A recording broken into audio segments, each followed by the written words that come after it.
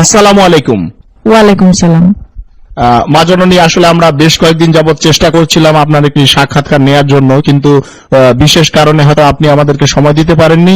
আজকে আপনি আমাদেরকে সময় দিয়েছেন, এই জন্য আমরা এবং আমাদের চ্যানেলের সকল দর্শক কৃতজ্ঞ।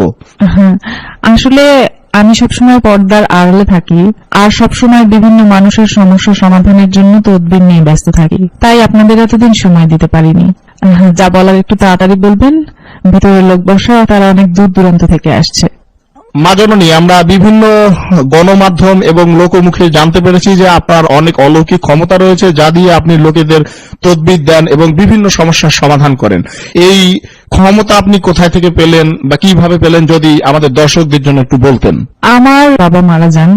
আমার বাবার ভীষণ ইচ্ছা ছিল আমি যেন হাফেজা হই, তাই আল্লাহর অশেষ রহমতে মাত্র 7 বছর বয়সে আমি কোরআন খতম দেই। এরপর আমার 11 বছর বয়সে একদিন একজন আলেম জিনের সাথে আমার স্বপ্নযোগে সাক্ষাৎ হয়।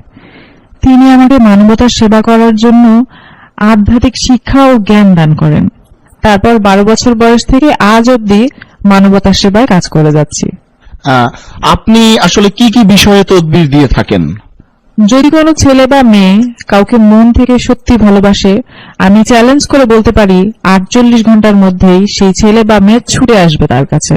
কারো স্বামী বা স্ত্রীর মধ্যে যদি কোনো পরকীয়ার কারণে সংসারে অশান্তি হয়, 24 ঘন্টার ভিতরে সেই সংসারের সকল অশান্তি দূর করে শান্তি ফিরিয়ে দিব ইনশাআল্লাহ। এছাড়াও কারো সন্তান অবাধ্য হলে তাকে বাধ্য করা, কারো বিদেশ যাত্রায় যে কোনো ধরনের বাধা থাকলে 1 সপ্তাহের ভিতরে সব সমস্যার সমাধান করে দিব। আজ পর্যন্ত অগণিত প্রবাসী আমার দেয়া লটারির নম্বর কেটে লটারি বিজয়ী হয়েছেন এবং তাদের ভাগ্য পরিবর্তন হয়েছে। এই যে লটারি বিজয়ী হয়েছে, হ্যাঁ, এরকম কি কোনো প্রমাণ আপনার কাছে আছে? হ্যাঁ, অবশ্যই আছে। এবং যারা লটারি বিজয়ী হয়েছেন তারাও স্বীকারোক্তি দিয়েছেন, এরকম বিভিন্ন ভিডিও আছে। আমি আগে আসছিলাম শ্বাসকষ্টের জন্য, এই পানি ভরা তেল ভরা নিয়েছি, আমি নিজে খাইছি, উপকার হয়েছে, ভালো হয়েছে। আমি প্রথমে আসছি, আমার প্রচুর পরিমাণে শ্বাসকষ্ট ছিল, প্রতিদিন ইনহেলার নেওয়া লাগছে, তাছাড়া চলছে না আর কি। জেনে গেছি আমার এটা নেওয়া লাগছে, তারপরে আসছি।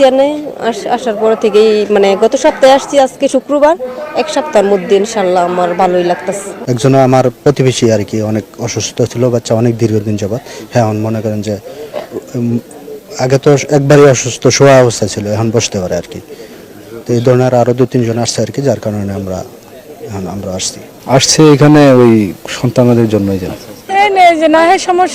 সমস্যা ভালো লেগেছে।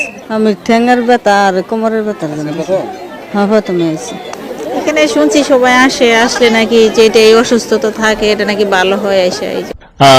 মা জননী, এইসব কাজের জন্য আপনি আসলে কত হাদিয়া নেন?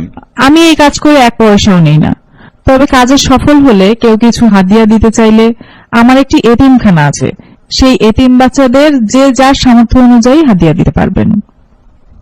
আসলে অনেকে দেশে আছে, কেউ বিদেশে আছে, সবাই তো আর সরাসরি আপনার দরবারে এসে আপনার সাক্ষাৎ করতে পারবে না, তাই আপনার সাথে সরাসরি কথা বলার কি কোনো ওয়ে আছে বা রাস্তা আছে, বুদ্ধি আছে এরকম? আমার সাথে সরাসরি মোবাইলে কথা বলেও তদবির নিতে পারবেন।